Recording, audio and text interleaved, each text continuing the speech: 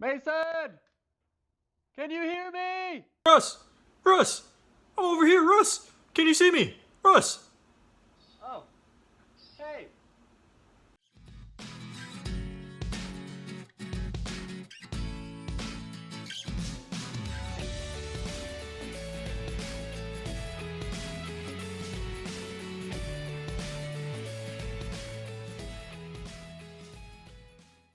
Hey, welcome everybody. Welcome to the Biz Boyz broadcast. Recording from Colorado, I'm Russ, and coming from all the way in sunny Southern California is the very methodical Mason.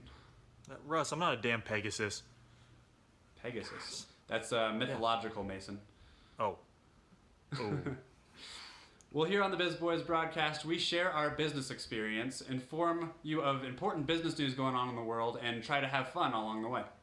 Yes, and absolutely. And today we are going to revive an old video, Berri WiFi update. Woo! Yeah! Because we're ending the business. Oh. You never told me this. Well, am I breaking it to you now? This is awkward. Yes, unfortunately, folks, this is for now the ending of Berri WiFi, so that we can focus on bigger and greater things. We may get around to reviving it again, but for now it's the end. Absolutely. We can't afford the bills. Yeah. Yep. It was a good learning experience, and it was a rough road. But we wanted to share with you guys some of the things that we encountered along the way, some of the things we learned. So, first of all, we wanted to go over why we're stopping Berri. Yes, and reason number one was B2B. So that's not a reason to end a business, but that was a reason that we had some frustrations with the business, which was B2B. For you, those who don't know, it's business to business. So that's we are a business selling to other businesses, and that was really challenging. And the extra challenging factor to that was that they were physical stores only. So we had to go to a physical store who used Wi-Fi. Things like a cafe or a coffee shop and things like that. And every time we went to the store, the manager wasn't there, or things like that. And we would give our contact information, and we would hear nothing back. So with B2B cold calls, you basically have to go to hundreds of stores, and may you get only a couple callbacks. That's just part of the game, and we found that to be very frustrating. And we kind of wanted. That was a reason that we just kind of lost interest in Berri WiFi. Yeah, I mean, for those of you that may have seen our Berri WiFi updates, we only ever got one client, and it was through a personal connection of ours. So we that was one of our lessons, was that personal connections are a big way to go in the beginning. But when you're focusing on business to business, there's only so many people that own businesses. That really limited us. Yes. Did you have anything else on B2B, Mason? No, it was a pain in the ass, and I hated it. Okay. Me too. Well, every business has problems. So if you listen to all the major people that are giving you advice, that are seasoned business creators that have been doing it for 20 years, they'll say you're always going to have hard times, and you're just going to have to work through them. And entrepreneurs are some of the hardest working people in the world. And I think that's true. And we absolutely could have made this work, but the other problem was motivation. I think as we went on and we encountered these problems, Mason and I both kind of fizzled out, and we found ourselves kind of avoiding the work that we knew we needed to do. I think everybody's going to encounter that, but the way you can make sure that you'll have that drive to continue is to pick a product that you're personally invested in, and so you'll keep moving when times get rough. Yep. But it's not all a failure. Even though it was a financial disaster, we did gain some lessons learned from that we wanted to share with our very devoted viewers. And starting with, we wanted to go kind of things that we did in the business that we're going to carry on forward with other businesses. Starting with the pitch deck. Definitely. Russ, you are a pitch deck master.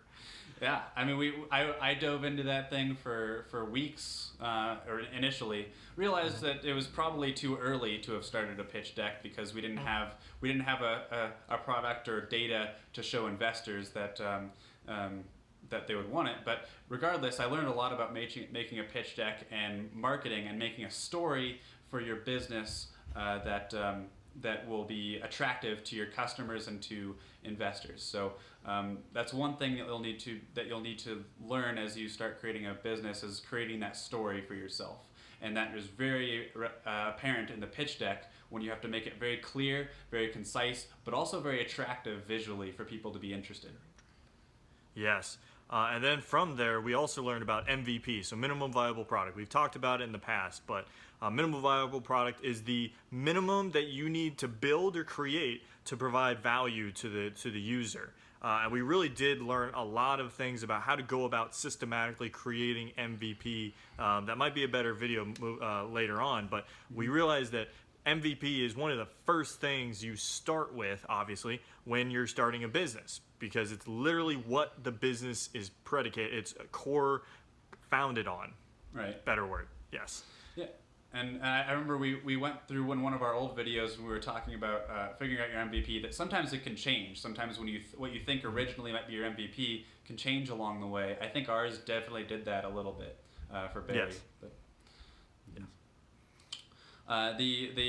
The next thing we learned, I talked about it a bit already, but it's really that motivation piece, is that you want to be invested in your product that you're working on. If you're not passionate about what you're creating, then when your customers come to you with problems, you need to, how motivated are you to actually fix them if you're still making money, that kind of thing. You really need that personal investment. Yeah, we were not invested too much. The product wasn't sexy enough in our eyes, I guess. Although blue, our logo was very sexy to me. So that just reflects me. Poor Blue. What do you mean poor Blue? He's gone now. Oh, he is dead. R.I.P. Blue. It was too soon. Taken in too much in his prime. Another thing we learned, another tool that we learned when we were creating Berri WiFi was something we've already talked about, the UX flow, the user experience flow, where we took basically the whole process of the user going from their pain, or the point at which the product would enter, all the way to where our product solves the pain and where they keep using our product. So we mapped out the whole process using the MVP, all the steps it would take for the user to realize that product. And we mapped out. Yes, it's extremely useful. It was very complex what we did. And we also mapped out the automation point. So not only where are we meeting the user's needs, but how long is it taking us, and what parts are manual, and what parts can we automate? Does this make this thing even more efficient? Mm-hmm. Yeah, it really nailed down for us the things that we had to focus on to get automated, so that we could move forward and we could work on growing the business rather than getting bogged down in all the little steps. We didn't get that far in actually developing the answers to some of those things that were manual, but we definitely knew what we needed to get done. Yep. So the last piece was the white label piece, and this is something that had pros and cons. It was actually mostly the primary reason why we chose Berri in the first place was because it was based off of a white label platform, and it was a low cost and low initial work investment to get something up and running and get some revenue in the door.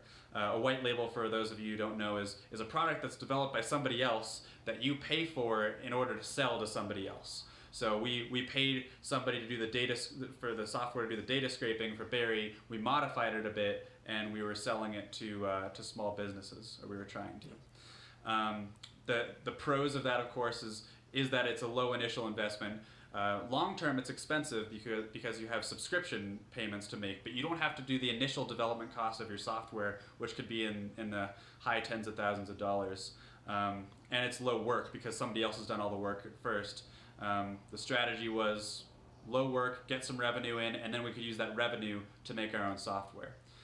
Mm-hmm. I think for the most part that could have worked, and a lesson learned is that is a feasible strategy. But the con to that is what we realized is that it's very constricting. Early on, when somebody else is controlling all of the content and what's being created, if the feedback you get from the client is that what you're giving them isn't actually that useful, that they want something slightly different, you're very limited in what you can offer. So our white label, the feedback we got from our one customer was that what we were offering wasn't entirely useful, and what they really wanted was offered by the white label platform, but at a higher subscription price, and we didn't see that the affordability of that with the amount of work it would take to get the amount of clients that would need to sustain that subscription price. So it forced us to charge at a higher price per customer, and we realized that at the price that we had to charge, people probably wouldn't pay for it. Yeah, so yeah, definitely pros of low cost, low initial investment, cons of being very restrictive in what you can offer. But if you can figure out a way to make that work and get something developed later, it might still be a feasible strategy.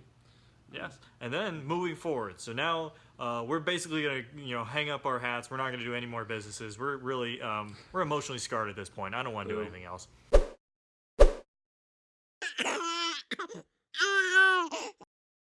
No, it's how are we going to use this failure to shape future business ideas that we will have in the future? Because me and Ross will never stop. We'll continue to do this kind of stuff.